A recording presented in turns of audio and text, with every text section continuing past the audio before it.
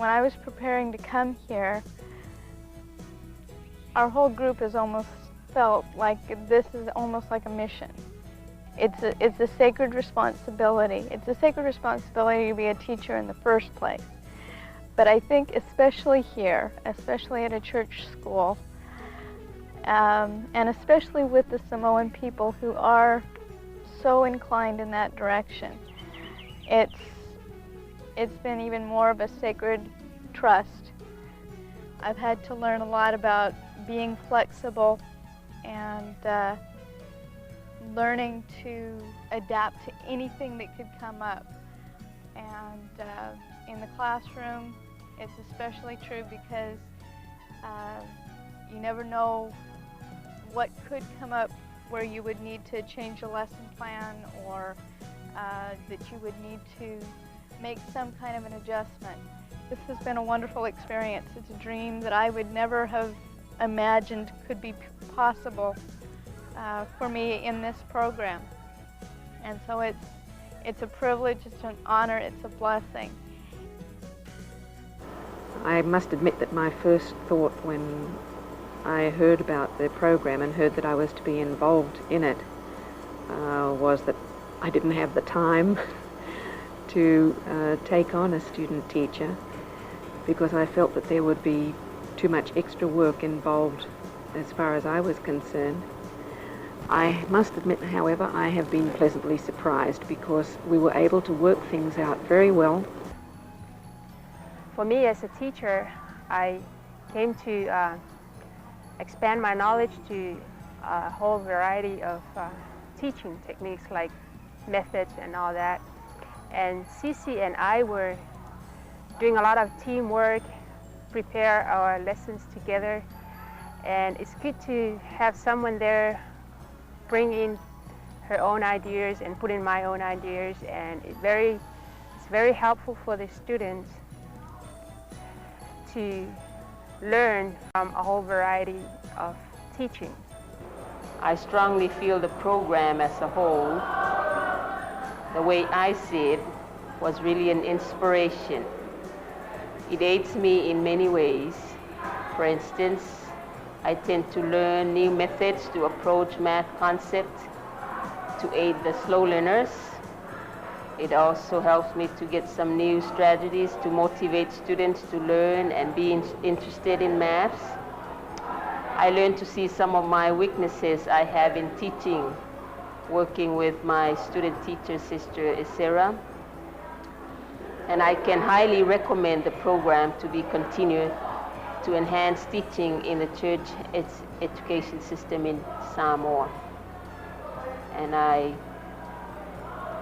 looking forward to some more student teachers to be sent to Samoa for the next 3 years, or maybe next year. Thank you so much for the time spent with us. Things that I see that these student teachers have done here is bring more life into the teaching in the primary school.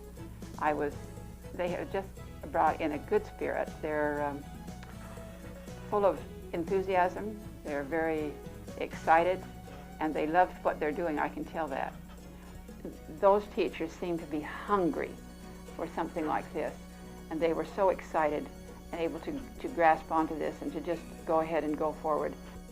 There have been many changes, and this is a good change for the better. We're starting to see changes take place in the classroom.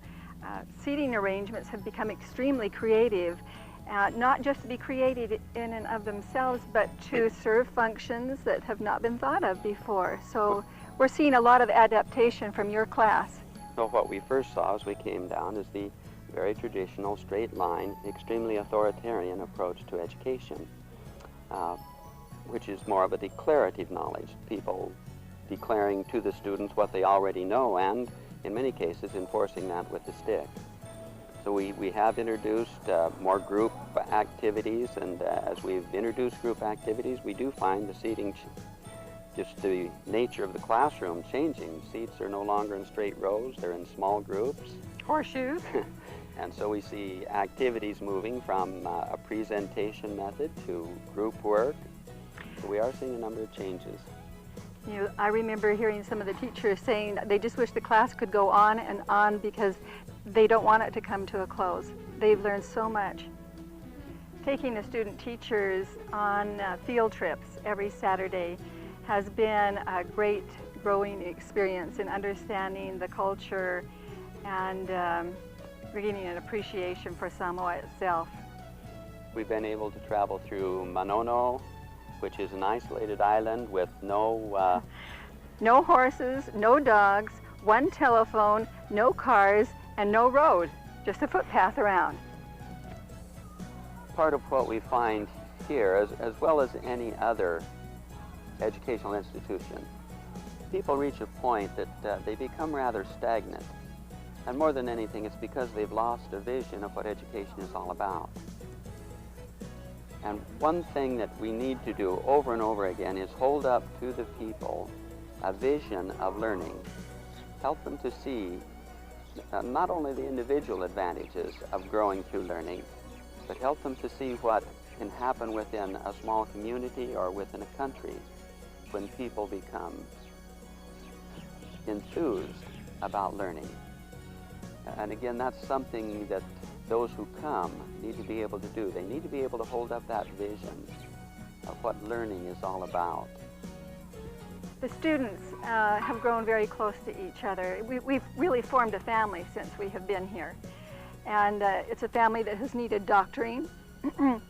But certainly they have gotten along so well with each other, it's remarkable. We've had single students, we've had married students, we've had babies. And no, not people giving birth to babies no, while they're here, but people who brought babies along with them. So we really had the student-teacher family and along with individual families. It's been one of the highlights of our life to be able to be here in this capacity. Another thing that I think other people who want to come down should realize is that this is really a team effort. It requires a group participation. We need the student teachers, we need the cooperation of the administration, but we also need a husband and wife team who can handle the various components of this program. Because it's not just teaching a class, it's not just providing in-service. It's bringing all of that together to provide the training that's required. But it also requires some things that take place after people leave. There are the students who have illnesses, there's students who have various problems, and those need to be taken care of. So we highly recommend that this continue to be a couple activity, and that the administration or those in charge of future programs do not look at sending a single faculty down here to try to carry on all that needs to be done. That would be impossible.